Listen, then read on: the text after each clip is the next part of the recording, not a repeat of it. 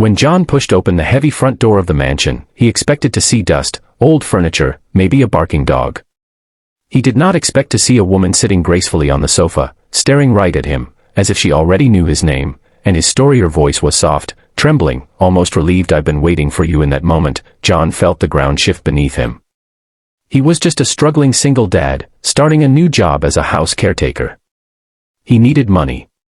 Stability. A fresh start for his little daughter Emma. He didn't know that this mysterious woman was about to change his life, through kindness he never saw coming. Before we begin, if you love emotional, inspiring stories about kindness, don't forget to like, subscribe, and comment below. It helps our channel Kindness Diaries reach more people who believe in compassion and second chances. John Miller wasn't the kind of man who believed in miracles.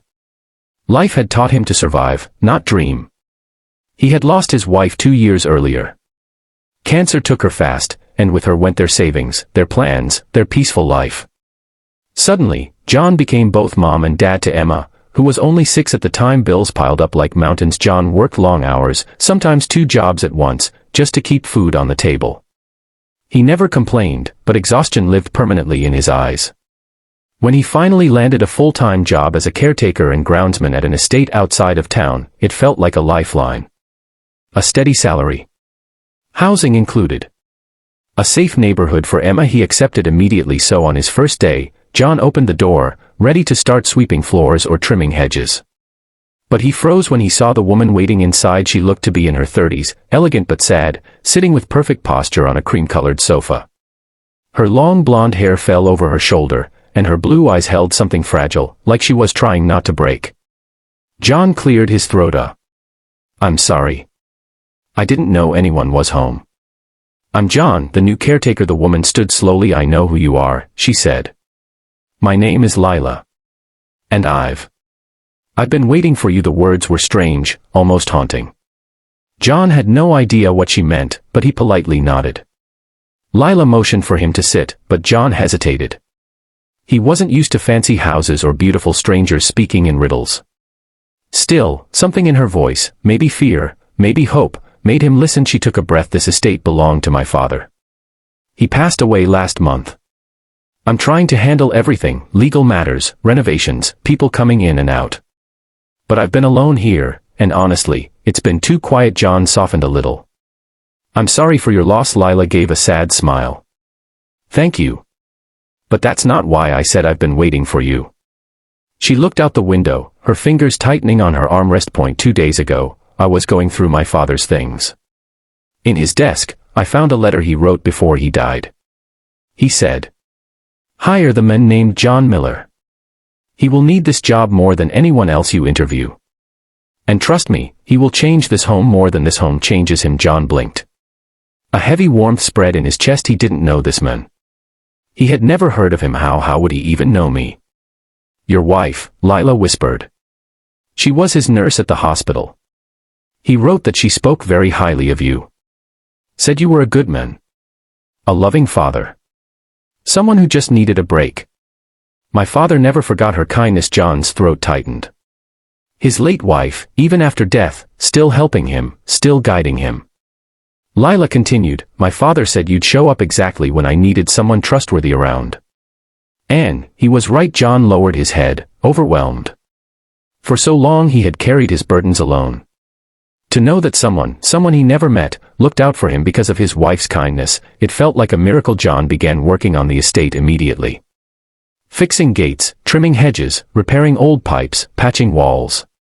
Every day Lila would come out with iced tea or homemade lemonade, insisting he take a break. Emma visited on weekends and loved the giant backyard. Lila often joined her for tea parties under the big oak tree. It didn't take long before Emma began calling her Miss Lila, giggling whenever the woman braided her hair. One afternoon, as John was fixing a broken light outside, Lila stepped out with a worried expression. "Can we talk?" she asked. They sat on the steps. The sky was painted with soft orange. Lila looked nervous. "I'm not good at asking for help," she said quietly. "But since my father died, I've been dealing with anxiety. Panic attacks. Being in this big house alone at night has been hard. When you and Emma are here, it feels safer." John listened gently. He didn't judge her. Kindness didn't need explanations, Lila, he said. You don't have to be alone. She looked at him, surprised. You've helped Emma feel at home here. You've treated us with nothing but respect. If you ever need company, a conversation, a cup of tea, just ask. We're here. Her eyes softened, filled with gratitude. Thank you, John. I meant what I said. I really was waiting for you. Weeks turned into months. The estate grew livelier. Emma's laughter filled the garden. Lila found comfort in the small routines John created: morning coffee, evening walks, little repairs that turned the house warm again. Sometimes the greatest kindness is simply presence. Showing up. Staying. Listening.